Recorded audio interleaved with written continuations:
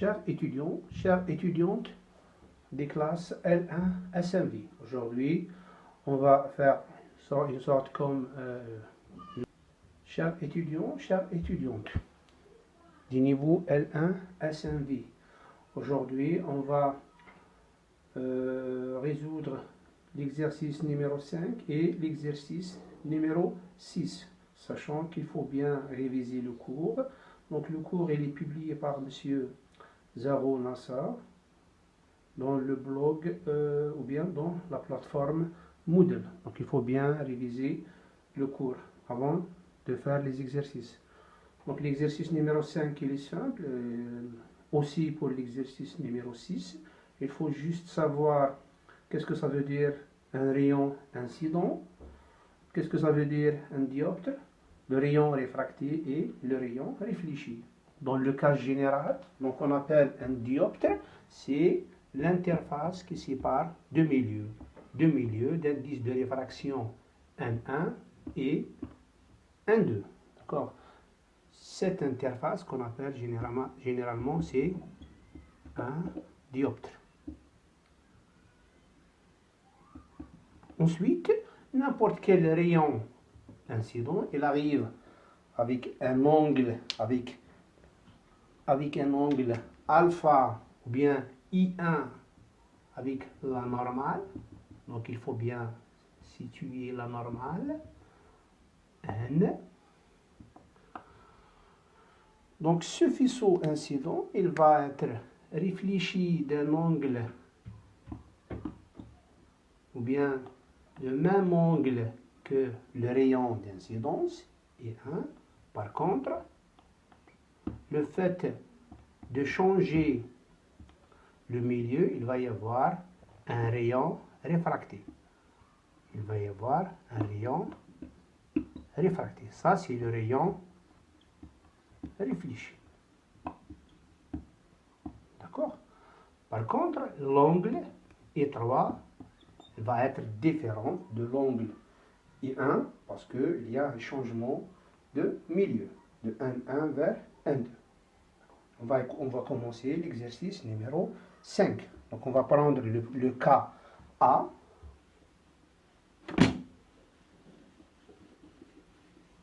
Donc le cas A, il s'agit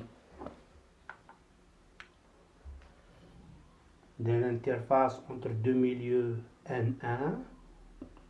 On va supposer c'est l'air. L'air, son indice de réfraction c'est 1. Et N2, c'est l'eau. Et son indice de réfraction c'est 1,33. Donc, le rayon incident, il arrive comme ça. D'accord? Automatiquement, la normale à la surface va être comme ça. Et dans ce cas-là, l'angle I1, ça va être I1 égale 0. Parce qu'il n'y a pas d'angle entre la normale et le faisceau incident. Donc si on applique la loi de Snell et Descartes, donc N1 sinus I1 égale N2 sinus I2. Si l'angle I1 égale 0, automatiquement sinus 0 c'est 0 et par conséquent 0 fois N1 ça doit être égal à N2 fois 0. Et dans ce cas-là, le faisceau il va continuer son chemin directement. Et la même chose, I3 égale 0. Ça c'est le cas A. Ensuite on va passer deuxième cas, c'est le cas N2 et N2 toujours c'est 1,33, N1 c'est 1. D'accord? Donc on vous demande de déterminer l'angle d'incidence, l'angle de réflexion, le rayon de réflexion, le rayon réfléchi, le rayon réfracté. Donc on doit tracer le plan ou bien la normale à la surface. Donc si on sache que cet angle elle est 60 degrés automatiquement, l'angle d'incidence cette fois-ci est 1 égale à 30 degrés, parce que 30 plus 60 c'est 90 degrés. Ensuite on applique, déjà il va y avoir un faisceau réfléchi, ça c'est le réfléchi,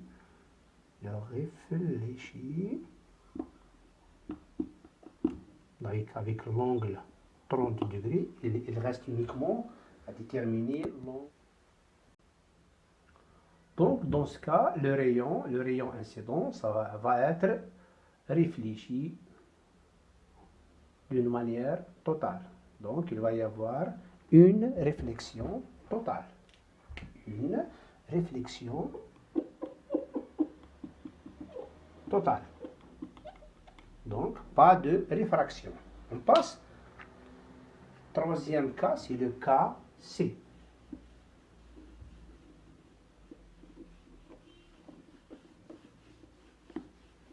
Le cas C, donc toujours, il s'agit d'un rayon incident du milieu 2 vers le milieu 1.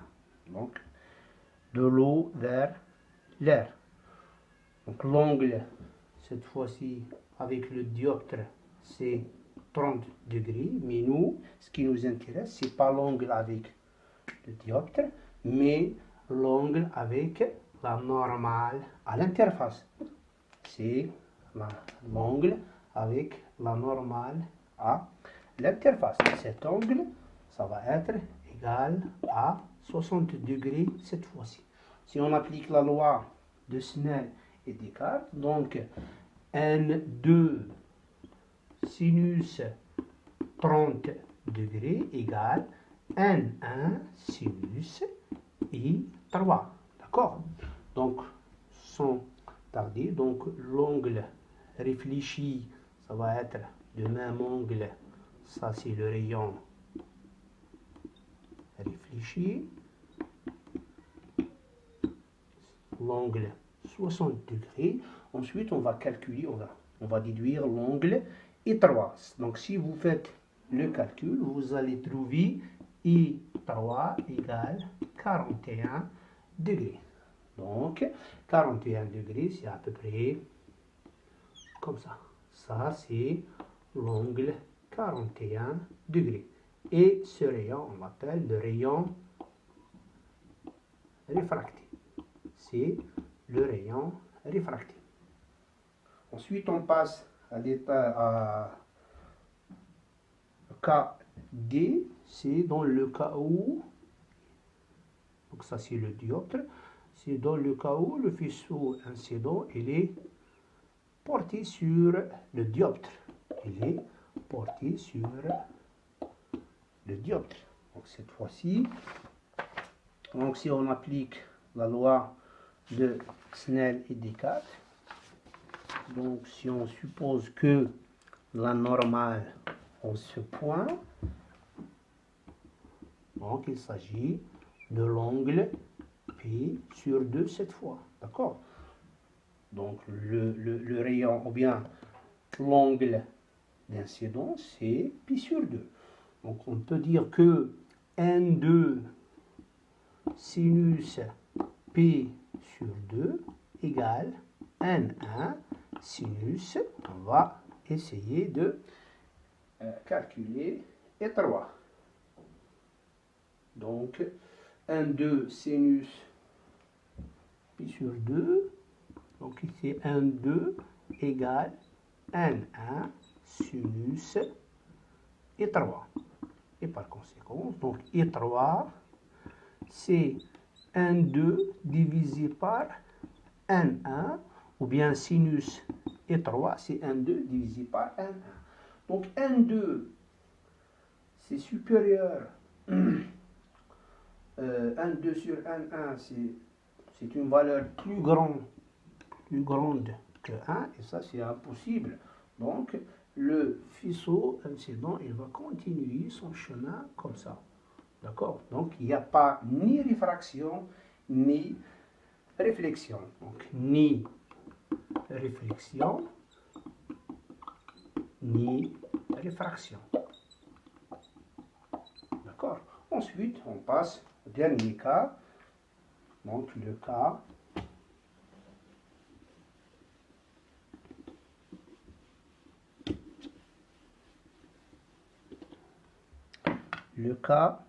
E.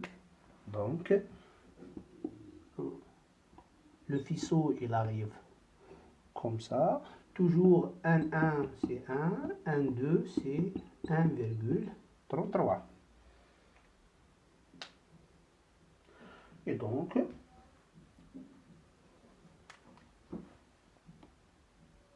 on va dessiner la normale à l'interface, comme ça.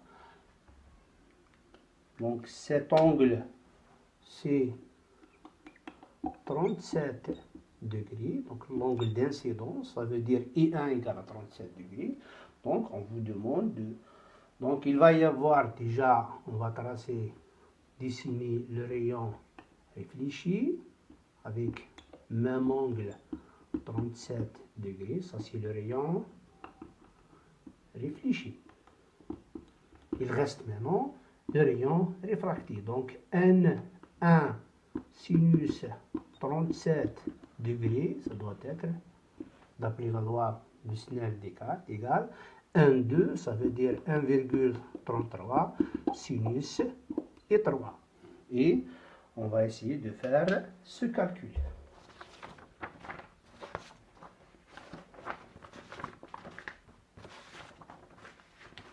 Donc moi j'ai fait le calcul et j'ai trouvé N2 égale à 26 degrés. N2,